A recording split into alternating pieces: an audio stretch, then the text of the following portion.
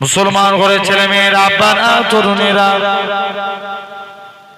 হে নবী প্রেমিকেরা, আমার আল্লাহ জানিয়ে দেয়, ওই আমার বান্দারে, তোরা আমি আল্লাহ আমার কাছে তওবা করে ফিরে আয়।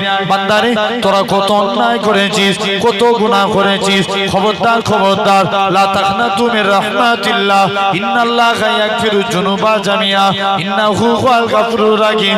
তোরা আমি আল্লাহ আমার কাছে তওবা চেয়ে, আমি আল্লাহ তোদের জীবনের গুনাহটাকে ক্ষমা করে দেব, কেননা আমি আল্লাহ গুনাহ ক্ষমাকারী।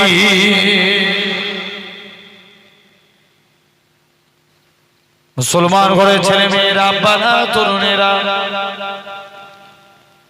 হে নবী প্রেমিকেরা, আমার আল্লাহ জানিয়ে দেয়, মুজমায়ে ওয়াজ শরীফ কিতাবে আমার রাসূলুল্লাহ বলে দিয়েছেন, আমার উম্মত উম্মতিরা যদি মরণের 1 বছর আগে তওবা করে, আল্লাহ তাদের জীবনের গুনাহটাকে maaf করে দেবে। আল্লাহ নবী বলেন, 1 বছর যদি দেরি মনে হয়, তোমরা মৃত্যুর 6 মাস আগে তওবা করো। 6 মাসটাও যদি দেরি মনে হয়, মৃত্যুর 1 মাস আগে তওবা করো। 1 মাসটাও যদি দেরি মনে হয়, মৃত্যুর 1 দিন আগে তওবা করো। 1 দিনটাও যদি দেরি মনে হয়, বান্দার গলা দিয়ে জবান বন্ধ হয়ে গেছে, ঘরঘরানি শব্দ বেরিয়ে গেছে, ওই টাইমে আল্লাহ পাকে বান্দারা আমার আল্লাহর কাছে যদি কেঁদে কেঁদে তওবা করে ফিরে আসে, আমার আল্লাহ তাদের জীবনের গুনাহটাকে আমার আল্লাহ ক্ষমা করে দিবে। আল্লাহ maaf করতে কোনো পরোয়া মনে করে না। তুমি আল্লাহর কাছে তওবা চাও, সময় আছে এখনো। আচ্ছা, আল্লাহর দয়া বান্দার উপরে বেশি না বান্দার দয়া আল্লাহর উপরে বেশি? জোর করে বলো। আল্লাহর দয়া বান্দার উপরে বেশি। আল্লাহর টোটাল 100টা রহমত আছে। কটা? বলো বলো। 100টা। এই 100টা রহমতের মধ্যে 99টা রহমত আল্লাহ নিজের জন্য রেখেছেন। জোরে বলবে না? কটা রহমত? 99টা। আর একটা রহমত আল্লাহ বান্দাদেরকে দান করেছে। এই একটা রহমতের দ্বারাই চিন্তা করেন আমরা কত কাজ করি। আমি আসছি একটু পরে।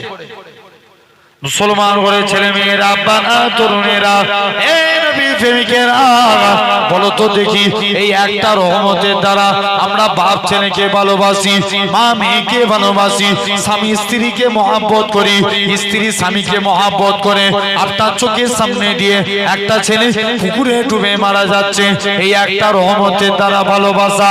হে নওজোয়ান যুবকেরা, আমার আল্লাহ জানিয়ে দেয়, ওই আমার বান্দা, তোরা যদি ভালোবাসা সহিত মহব্বতের সহিত এক কদম আমি আল্লাহ আমার দিকে আগিয়ে আসিস, আমি আল্লাহ তোদের দিকে 10 কদম আগিয়ে যাব।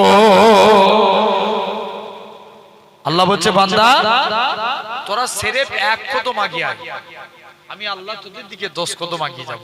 তাহলে খবরদার, এখনো সময় আছে। আমি পূর্বে একটা আয়াত বললাম, তুবু ইলাল্লাহি তাওবাতান নসুহা।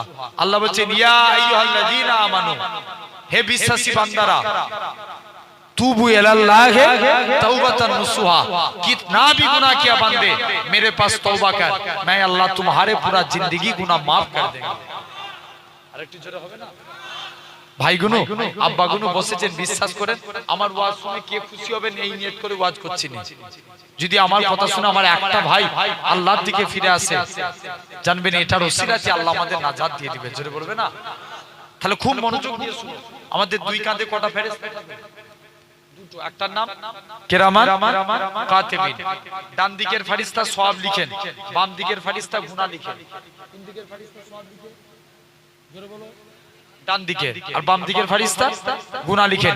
এই যে আমরা সওয়াবের জায়গায় বসেছি, সঙ্গে সঙ্গে সওয়াব লেখা হচ্ছে। আর বান্দা যখন গুনাহ করবে, বান্দাকে একটু সময় দেয়া হয়। কিতাবে এসেছে 6 থেকে 7 ঘন্টা সময় দেয়া হয়। বান্দা যদি আল্লাহর কাছে তওবা করে নেয়, আল্লাহ তার জীবনের গুনাহকে maaf করে দিবে।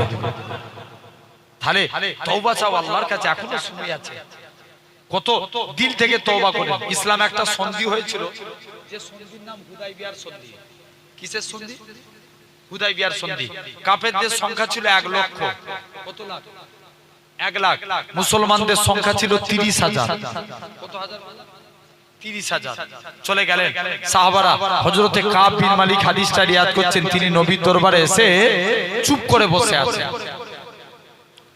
মুসলমান ঘরের ছেলে মেয়েরা, পাড়া তরুণেরা, হে নবী প্রেমিকেরা, আমার আল্লাহ জানিয়ে দেয়, ওই আমার বান্দা, তোরা আমি আল্লাহ আমার কাছে তওবা চেয়ে, খবরদার খবরদার বান্দারে, তোরা অন্যায় করতে ভালোবাসিস, আর আমি আল্লাহ তোদের গুনাহটাকে ক্ষমা করতে ভালোবাসি। হে নওজোয়ান যুবকেরা, আমার আল্লাহ জানিয়ে দেয়, ওই আমার বান্দারে, এরা খুব ভাবে আল্লাহ নবী সাহাবী হযরতে কাব বিন মালিক রাদিয়াল্লাহু তাআলা আনহু, হুজুর আমার ঝরঝর করে কাঁদে। হযরতে কাব বিন মালিক কেঁদে কেঁদে বলেছিলেন, ইয়া রাসূলুল্লাহ হাবিবাল্লাহ, ইয়া রাসূলুল্লাহ হাবিবাল্লাহ। আল্লাহ নবী বলে, বাবা কাব বিন মালিক, তোমার কেন মনটা খারাপ? ইয়া রাসূলুল্লাহ হাবিবাল্লাহ, হুজুর আমি একটা অন্যায় করে ফেলেছি, আমার গুনাহটা কি আল্লাহ পাকের দরবারে মাফ হবে, এই জন্য আমি কাঁদি। আল্লাহ নবী বলে, বাবা সাহাবী, কি এমন অন্যায় করেছো? হযরতে কাব বিন মালিক বলে, ইয়া রাসূলুল্লাহ হাবিবাল্লাহ, হুজুর শুনে রেখে দেন, আমি কাব বিন মালিক জানিয়ে দিলাম, ইয়া রাসূলুল্লাহ হাবিবাল্লাহ, হুজুর আমি হুদায়বিয়ার সন্ধিতে যেতে পারিনি। আল্লাহ নবী বলে, বাবা তুমি কি ইচ্ছা করে যাওনি? তুমি তো যেতে পারোনি। আল্লাহ নবী বলে, বাবা কাব বিন, ও বাবা কাব বিন মালিক, তোমার সঙ্গে আর কে যায়নি? হুজুর হিলাল বিন উমাইয়া যায়নি, আর কে যায়নি? মুরারা ইবনে রাবিয়া যায়নি। হযরতে কাব বিন মালিক ঝরঝর করে কাঁদে, ইয়া রাসূলুল্লাহ হাবিবাল্লাহ, হুজুর আমি ইচ্ছা করলে যেতে পারতাম, হুজুর আমি ইচ্ছা করে যাইনি। ও যুবকেরা, ও নবীর প্রেমিকেরা, আল্লাহ নবী সাহাবী হযরতে কাব বিন মালিক, হুজুর আমার কাঁদতে কাঁদতে আল্লাহ নবীর দরবার থেকে চলে গেলেন। আল্লাহ নবী রেগে গেলেন। নবী আমার রেগে যেয়ে বলে, ও বাবা সাহাবীরা, আমার কাব বিন মালিক, আমার হিলাল বিন উমাইয়া, আমার মুরারা ইবনে রাবিয়া, এই তিনজনের সঙ্গে কেউ মুসাফা করবে না, কেউ মুআনাকা করবে না।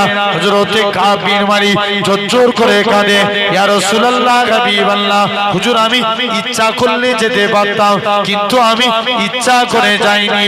ও যুবকেরা, আল্লাহ নবী সাহাবী হযরতে কাব বিন মালিক, হুজুর আমার নিজের বাড়ির মধ্যে চলে গেলেন।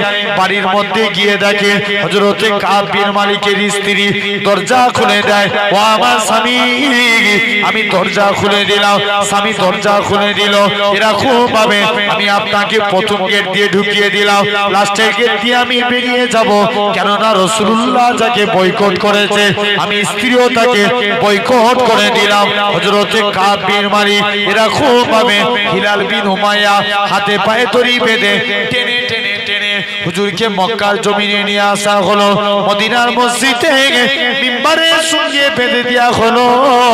হযরতে মুরারা ইবনে রাবিয়া তিনজন মিলে কাঁদে। এরা খুব ভাবে 40 দিন কেটে গেল। আমার আল্লাহ পাক জিবরাইল আমিনকে পাঠিয়ে দিলেন, হে হযরতে জিবরাইল, চলে যাও চলে যাও, আমার রাসূলুল্লাহকে জানিয়ে দাও, ওই তিনজন সাহাবীকে আমি আল্লাহ ক্ষমা করে দিয়েছি। তাহলে দিল থেকে যদি তওবা করি, মাফ করার মালিক কে? জোর করে বলো না, আল্লাহ। তুমি দিল থেকে তওবা করো, আমার আল্লাহ তোমায় মাফ করবে। খুব শুনবেন, আমি এক্ষুনি আসছি। কটা আলোচনা করব বলেছি, নবী কোন জায়গায় উম্মতের চিন্তা করবে? 4 জায়গায় আসছি, জেনে রেখে দেন সোনার ভাইরা। তথাপিও আপনি আমি এই সুন্দর জান্নাতের বাগানে আপনি আমি এসে বসেছি, তাহলে আল্লাহর কাছে এখনো সময় আছে। আল্লাহর টোটাল রহমত কটা বললাম? 100টা। 100টা রহমতের মধ্যে 99টা নিজের জন্য রেখেছেন, একটা বান্দাকে দান করেছেন।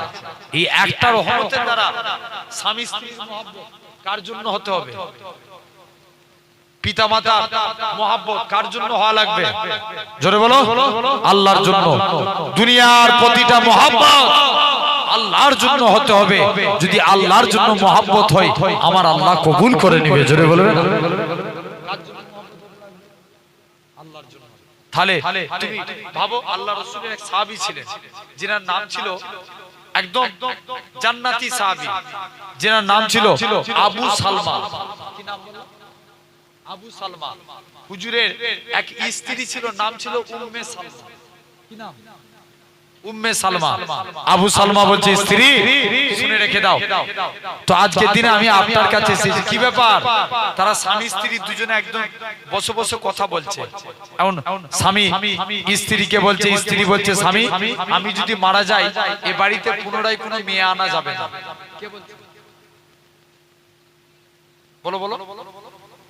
স্ত্রী বলছে কাকে? স্বামীকে। স্বামীর নাম কি বললাম? আবু সালমা। স্ত্রীর নাম উম্মে সালমা। স্ত্রীর নাম কি? উম্মে সালমা। আবু সালমা বলছে স্ত্রী তুমি এই দোয়া চাইছো, কিন্তু আমি ঠিক এর উল্টো দোয়া চাই। বলছে কেমন? বলছে আমি দোয়া চাই আমার মরণের পর যেন ক্ষমতা পায়, আমার মরণের পর যেন আল্লাহ তোমাকে আমার থেকে উত্তম স্বামী দান করে। জোরে বলবে না? আল্লাহ রাসূল মদিনায় হিজরত করে চলে আসলেন। কোথায় হিজরত করলেন? মদিনায়। রাসূল মক্কা সাহাবীরা নবীকে কষ্ট দিয়ে তাড়িয়ে দিল, আল্লাহর নবী মদিনায় চলে আসলেন। মদিনায় হিজরত করে চলে আসলেন। আবু সালমাও তিনি মদিনায় আসলেন মক্কা থেকে। মক্কা থেকে মদিনায় চলে আসলেন। উম্মে সালমা উম্মে সালমার বাড়ির লোকেরা উম্মে সালমাকে আবু সালমার সঙ্গে আসতে দিল না। আবু সালমা অনেক দিন মক্কার জমিনে এসে বসে আছে। 6 মাস পর উম্মে সালমা স্বামীর কাছে আসে, এসে দেখে সেদিনে স্বামী ইন্তেকাল হয়ে গেছে। উম্মে সালমার একটা ছোট বাচ্চা ছিল। আবু সালমা বলে স্বামী আজকে দিনে ইয়া রাসূলুল্লাহ আমার স্বামী মারা গেছে, আমার বাচ্চা এতিম হয়ে গেছে। আল্লাহ নবী বলে এই উম্মে সালমা তুমি কেঁদো না, আমি রাসূলুল্লাহ বলে দিলাম, আমি রাসূলুল্লাহ জানিয়ে দিলাম আজকের দিন থেকে আমি রাসূলুল্লাহ হলাম তোমার সন্তানের বাপ। জোরে বলে। উম্মে সালমা চলে আসছে। আল্লাহ জিবরাইল আমিনকে পাঠিয়ে দিলেন, জিবরাইল যাও আমার রাসূলকে জানিয়ে দাও উম্মে সালমার জন্য আমি আল্লাহ আমার রাসূলকে কবুল করে নিয়েছি। এখন বলেন উম্মে সালমা আবু সালমার থেকে উত্তম স্বামী পেল না? পেয়েছে তো। কাকে পেয়েছে? রাসূলুল্লাহকে পেয়েছে। তাহলে প্রতিটা মহব্বত মা বাপকেও ভালোবাসবো যদি আল্লাহর জন্য হয়, আল্লাহ আপনার কাজে মাদাদ করবেন, সাহায্য করবেন। জেনে রেখে দেন। তাহলে আল্লাহ 4 শ্রেণীর বান্দাকে ভালোবাসেন। কোন শ্রেণীর বান্দাকে? জোরে বলো। 4 শ্রেণীর বান্দা। 1 নাম্বার আল্লাহ ভালোবাসেন সবরকারী বান্দাকে। কাকে? যে বিপদে ধৈর্য ধরে আল্লাহ তাকে ভালোবাসেন, অনেক মহব্বত করেন। তুমি বিপদে আল্লাহর কাছে ধৈর্য ধারণ করো, ইন্না লিল্লাহি ওয়া ইন্না ইলাইহি রাজিউন বলে ধৈর্য ধরে নাও, আল্লাহ তোমার ফলকে আলা করে দিবে। জোরে বলো। তাহলে 1 নাম্বার কি বললাম? ধৈর্যশীল বান্দাকে আল্লাহ বড় ভালোবাসেন। খুব মনোযোগ দিয়ে। তাহলে আমাদের কি ধরতে হবে? কত বলে জোরে বলো। আমাদের কি ধরতে হবে? ধৈর্য। জোরে বলো। আমাদের সবর করা লাগবে বলে ইনশাআল্লাহ। 2 নাম্বার আল্লাহ ভালোবাসেন শুকরিয়া আদাকারী বান্দাকে। কাকে? শুকরিয়া আদাকারী। আল্লাহর নিয়ামতের যে বান্দা শুকরিয়া আদা করে আল্লাহ ওই বান্দাকে বড় মহব্বত করে। 3 নাম্বার আল্লাহ ভালোবাসেন পবিত্রতা অর্জনকারী। কি অর্জনকারী? পবিত্রতা। সবসময় পাক পবিত্র থাকার চেষ্টা করবেন বলেন ইনশাআল্লাহ। 4 নাম্বার আল্লাহ ভালোবাসেন তওবাকারী বান্দাকে। যার একটু আগে আমি আলোচনা করছিলাম কিকারী বান্দাকে? তওবাকারী বান্দাকে। এই 4টের উপরে আলোচনা করতে গেলে অনেক টাইম, আমি ওইদিকে যেতে পারবো না। 1 নাম্বার ধৈর্য, 2 নাম্বার কি বলো বলো সবরকারী, 3 নাম্বার শুকরিয়া আদাকারী, 4 নাম্বার তওবাকারী বান্দাকে। এই 4 শ্রেণীর বান্দা যদি হতে পারি তুমি আল্লাহর জান্নাত পেয়ে যাবে। জোরে বলে। পবিত্রতা অর্জন কেমন করে করব? আচ্ছা নখ কাটা কদিনে সুন্নাত? কদিনে নখ কাটতে হয় জানেন? আরে না বললে না বলে জানি। হ্যাঁ না জানি না। 7 দিন ছাড়া নখ কাটতে হয়। কদিন ছাড়া? 7 দিন ছাড়া। আসেন একটু পরে বুঝে নেবেন। এগুলো হলো সুন্নাত। তবে জেনে রাখেন নিজের জীবন আদর্শ যদি নবীর সুন্নাত দিয়ে চালাতে পারি, নিজের আদর্শ যদি সিরাতে মুস্তাফা করতে পারি, আল্লাহ তোমায় জান্নাতি করে দিবে। জোরে বলে। আমরা নবীকে ভালোবাসতে চাই তো? কারা কারা চায় একবার কষ্ট দেবো? হাত তুলে দেখান তো দেখি। তাকবীর দেন না? আরে তাকবীর। এই একজন মিডিল থেকে দাও। আওয়াজ হচ্ছে না, হাতটা তুলে রাখো, নবীর জন্য তো হাত তুলছি, কষ্ট হচ্ছে নাকি? তাকবীর দেন, নারে তাকবীর, আরো জোরে নারে তাকবীর। আলহামদুলিল্লাহ, হাতটা মান, আল্লাহ কবুল করেন। ভাই, নবীর জন্য যদি প্রয়োজনে জীবন দিতে হয় এতে আমরা রাজি আছি, বলেন ইনশাআল্লাহ। আচ্ছা, কেউ নবীর বিরুদ্ধে কথা বললে আমাদের এক হয়ে প্রতিবাদ করার দরকার আছে না নাই? জোরে বলেন আছে না? আছে। সেই নবীকে ভালোবাসতে হবে। কেমন ভালোবাসবো? নবী বলছে আমার ভালো, খুব ভালো তারে ওয়াজ শোনার জিনিস না বুঝার জিনিস? বুঝার জিনিস। বুঝলে আবু বকর, না বুঝলে আবু জেল। বুঝলে কি, না বুঝলে আবু জেল। আমরা কার দলে থাকবো? আবু বকরের দলে। মানুষ এখন চালাক না বোকা? চালাক না, অনেক চালাক। এক ছেলে, যে বোকা নাই বলা ভুল, এক ছেলে 12 বছর মাধ্যমিকে ফেল করেছে। কত বছর? 12 বছর। এখন 2021 সালে আল্লাহ নসিব খুলে দিয়েছে। কত সালে? 21-এ মাধ্যমিক পরীক্ষা হয়েছিল। 2021 সালে লকডাউনে মাধ্যমিক পরীক্ষা হয়েছিল? হ্যাঁ না হয়েছিল? হয় না। এখন তো বিনা পরীক্ষায় পাস করে গেছে, তার আগে 12 বছর ফেল করছে। এখন সাংবাদিকরা যে প্রশ্ন করছে, এই বলো আমার দেশের প্রধানমন্ত্রী কে? বলছে রবীন্দ্রনাথ ঠাকুর। কত বোকা দেখো, আর চালাক। এখন মানুষ তো চালাকের অতি সীমা নাই। এক মুরব্বি মসজিদে বসে বসে শুধু আল্লাহ আল্লাহ জিকির করছে। হুজুর জিজ্ঞেস করছে, চাচা তুমি যে জিকির করো তোমার সংসার চলে কি করে? চাচা বলছে, বাবা তুই বুঝবি নি, আমার বাপের যত জমি জায়গা ছিল সব বিক্রি করে দিয়েছি, ব্যাংকে মোটা অঙ্কের টাকা ডিপোজিট করে রেখে দিয়েছি, সুদ তুলি খায় আর আল্লাহ আল্লাহ করি। জোর করে বলো, সুদ খাই। আর হুজুর বলছে, হ্যাঁ গো চাচা সুদ খাও গুনাহ তুমি জানো নি? বলছে জানি তো, ওই জন্য ব্যাংকের বই আমার নামে করে রাখিনি, আমার স্ত্রীর নামে করে রেখেছি। আমি খেয়ে যাব, ওর নামে গুনাহ হবে। কত চালাক! তাহলে আমাদের এখন মানুষ অনেক চালাক, বুঝাতে হবে খুব ভালো তারে সূক্ষ্ম ব্রেনে বুঝেন। নবীকে আমরা ভালোবাসতে চাই, সবাই হাত তুলে দেখালাম, ঠিক কি না? সবাই হাত তুলে দেখালাম তো, কিন্তু এমনি এমনি কি নবীর ভালোবাসা এসে যাবে? জোর করে বলো। আচ্ছা, শুধু ভালোবাসলেই নাজাত? তাহলে আবু তালেব নবীকে ভালোবেসেছিল, নাজাত পেয়ে যাবে? নাজাত পাবে না। ভালোবাসতে গেলে আল্লাহর নবী বলছেন, মান হাব্বা সুন্নতি, যে আমার সুন্নতকে ভালোবাসলো, ফাকাদ আহাব্বানি, সে আমি নবী আমাকেই ভালোবেসে নিল।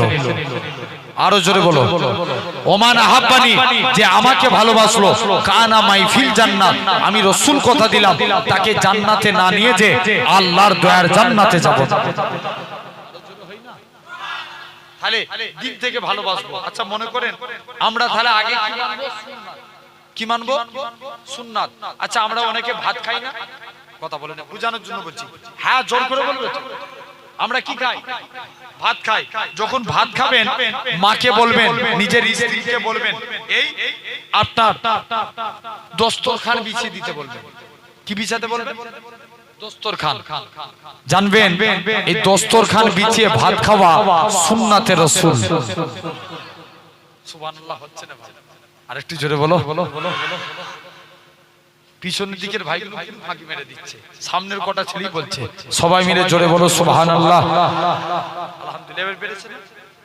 আল্লাহ চাই সব সময় এরকম দিয়ে রাখবো, বলি ইনশাআল্লাহ। আপনারা ভালোবাসেন না? প্রতি বছর এলে হাত তুলেন, ভাইজান আপনাকে ভাইয়ের মতো মহব্বত করি।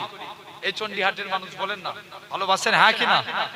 ভালোবাসেন। তাহলে ভাই বলছি, কষ্ট হতে পারে, হয়তো অনেক রাত হয়ে গেছে, 12:30 বাজতে যাচ্ছে, কষ্ট হতে পারে। জানবে যে জিনিস কষ্ট করে হয় তার কদর আল্লাহর দরবারে বেশি। আমার ভাইরা তো এরকম নাম্বার 1 আমরা যখন ভাত খাবো কি বিছাতে বলবো? আচ্ছা এটা কোনো চাপের কাজ? কি গো আব্বা বলো? কিছু একটা গামছা বিছিয়ে দিলাম, কি কিছু একটা তোয়ালে বিছিয়ে দিলাম, দিয়ে তার উপরে ভাত খাবো। জানবেন এই দস্তরখানের কথা বলতে যে মনে পড়ে যায় হযরতে আনাস। তিনি একদিন দস্তরখানে, তিনি বলছেন আল্লাহ নবী একদিন আমার দস্তরখানে কিছু খেয়ে হাত মুছেছে। জোরে বলো। আনাসের দস্তরখানে আল্লাহ নবী বলছে, বাবা আনাস তুমি। আনাস বলে, আমি দস্তরখান কোনদিন পানি দিয়ে ধুতাম না।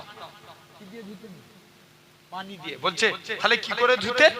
বলছে আমার দস্তরখান যখন ময়লা হয়ে যেত আমি আগুনে ফেলে দিতাম।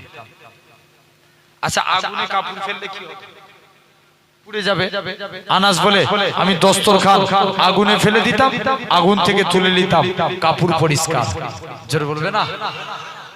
সাহাবারা বলে আনাস তুমি এই জাদু শিখলে কোথায়?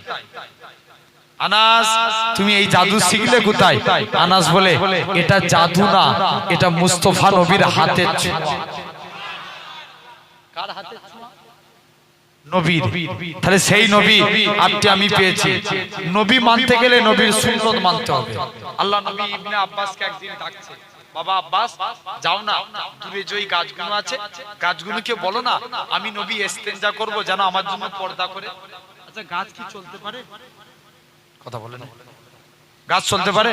তুমি যে বলো দেখিনি এই গাছ চ আমি ইস্তেঞ্জা করব আমার জন্য পর্দা কর, কিন্তু এইখানটায় সরে যায়, এখানটা দিয়ে আমি তো অন্য জায়গায় সরে যাব, গাছ সরতে পারবে? সরতে পারবে না। কিন্তু নবী ইবনে আব্বাসকে ডেকেছে। মুসলমান করে ছেলে মেয়েরা, বাবা তরুণেরা, হে নবী প্রেমিকেরা, আল্লাহ নবী সাহাবী হযরত ইবনে আব্বাস রাদিয়াল্লাহু তাআলা আনহু হুজুর আমার আল্লাহ নবী ডাকি, ও বাবা আব্বাস, ও বাবা আব্বাস চলে যাও চলে যাও, তুমি গাছটাকে যে আমি নবী আমার কথা বলো, গাছটা যেন আমি নবী আমার কাছে চলে আসে, গাছটা যেন আমি নবী ইস্তেঞ্জা করব আমার জায়গায় যেন এসে পর্দা করে দেয়। হযরত ইবনে আব্বাস বলে না না না না, গাছ কি কথা শুনে ইবনে আব্বাস বলে আল্লাহ নবীর কথা শুনে আমি গাছের কাছে চলে গেলাম।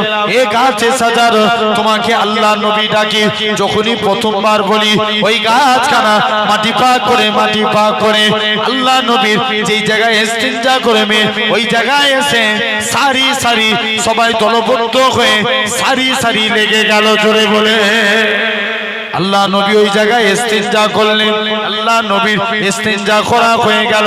আল্লাহ নবী বলে ওগো বাবা আব্বাস চলে যাও চলে যাও, তুমি গাছগুলোকে নিজের জায়গায় পাঠিয়ে দাও। গাছগুলো আবার নিজের জায়গায় চলে গেল। আল্লাহ নবী বলে ইবনে আব্বাস বলে এ গাছে সাজার তুমি আবার নিজের জায়গায় চলে যাও। গাছগুলো আবার নিজের জায়গায় চলে গেল। ইবনে আব্বাস বলে আমি মনে মনে নিয়ত করি এই জায়গায় কি ঘটেছে দেখবো। আল্লাহর কসম আমি যে দেখি ওই জায়গাতে আমার আল্লাহ পাক মুসকে আম্বরের থেকেও বেশি খুশবু জারি করে দিয়েছে। জোরে বলো রাসূলুল্লাহ। তাহলে এটা তো বুঝা লাগবে সেই নবী, তাহলে সুন্নতকে মানব। এগুলো তো জীবদ্দশায় ঘটেছে। মুসলমান ঘরের ছেলে মেয়েরা, আপনারা তরুণেরা, মদিনা মুনাওয়ারার এক ইমাম ছিল, পূর্বে মদিনা মুনাওয়ারার এক ইমাম ছিল যার নাম ছিল হযরতে আসিম রাহমাতুল্লাহ আলাইহি। হুজুর আমার একদিন মুখ দিয়ে কথা বলে কথা দিয়ে খুশবু বেরোতে লাগে। জোরে বলে আচ্ছা আমরা যদি দাঁতন না করি মুখ দিয়ে কি বেরোবে? হ্যাঁ কথা বলে না, কি বেরোবে? গন্ধ বেরোবে। আমরা যদি আমরা মেসওয়াক না করি মুখ দিয়ে গন্ধ বেরোবে, কিন্তু আসিমের মুখ দিয়ে খুশবু বেরোচ্ছে। মুসলমান ঘরের ছেলে মেয়েরা, আপনারা তরুণেরা, আল্লাহ পাকের ওলি হযরতে আসিম রাহমাতুল্লাহ আলাইহি মুরিদরা চলে গেল। ওগো আল্লাহ পাকের ওলি বলো তো দেখি তোমার মুখ দিয়ে কেন এত খুশবু বেরোয়? হযরতে আসিম বলে ও বাবা মুরিদেরা শুনে রেখে দাও, এর উত্তর আমি পরে দেব। হযরতে আসিম বলে না না না না এখনই এর উত্তর দিতে হবে। হযরতে আসিম বলে না না না না এটা মানা যাবে না। ও যুবকেরা, ও নবী প্রেমিকেরা, হযরতে আসিম বলে আমি আস্তে আস্তে করে চলে গেলাম। আমার মুরিদরা বলে হুজুর বলতেই হবে। হযরতে আসিম বলে তবে বাবা শোনো, আমি একদিন হঠাৎ করে ঘুমিয়ে আছি, হঠাৎ করে দেখি আমার বাড়িতে দিন দুনিয়া বাদশাহ হাবিবুল্লাহ জনাবে মুহাম্মদুর রাসূলুল্লাহ সাল্লাল্লাহু আলাইহি সাল্লাম আমি আসিম আমার বাড়িতে বসে আছি। আমি হঠাৎ করে চলে গেলাম, আমার গোটা বাড়িটা এরকম ভাবে আমি আল্লাহ নবীর তাজিমে দাঁড়িয়ে গেলাম। আল্লাহ নবী বলে, ওগো বাবা আসেম, তুমি একটু আমাকে কোরআন পড়ে শোনাও। আমি আসেম আল্লাহ নবীকে কোরআন পড়ে শোনাই। আল্লাহ নবী কোরআন শুনে আমি আসেম কোরআন পড়ি। আল্লাহ নবী কোরআন শুনে, ও যুবকেরা, ও মুরব্বি বাপেরা, হযরতে আসেম বলে আমি কোরআন পড়ে পড়ে শোনাই। আল্লাহ নবী কোরআন খানা শুনতে লাগে। আল্লাহ নবী কোরআন শোনা কমপ্লিট হয়ে গেল। আল্লাহ নবী বলে, বাবা আসেম, তুমি কোরআন পড়িয়ে আমি নবী আমার অন্তরকে খুশি করে দিয়েছো, আমি নবী আমার দিলকে খুশি করে দিয়েছো। ও বাবা আসেম, চলে যাও চলে যাও, তোমায় আর কোরআন পড়া তোমায় আর লাগবে না। তুমি আজকে দিনে জিহ্বাখানা বার করো। হযরতে আসেম জিহ্বাখানা বার করলেন। আল্লাহ নবী নিজের মুখ থেকে একটু থুতু নিয়ে হযরতে আসেমের মুখে দিয়ে দিলেন। যেই থুতুখানা দিলেন, সঙ্গে সঙ্গে হযরতে আসেম বলে, আল্লাহর কসম, নবী থুতুটা লাগার সাথে সাথে আমি আসেমের মুখ থেকে আমার আল্লাহ পাক খুশবু চালু করে দিয়েছে। আরো জোরে বলে, তাকবীর দেখি মিডিল থেকে একজন দাও। এই দাও, আরে তাকবীর বলো, একজন দাও। ওই মিডিল থেকে একজন তাকবীর মারো তো দেখি। ই বলছে উদাও, ও বলছে উদাও। এই তাকবীর দিলে গুনাহ? তুমি বলবে, সবাই সব তোমার ঘরে পড়বে। যে বলবে বলো।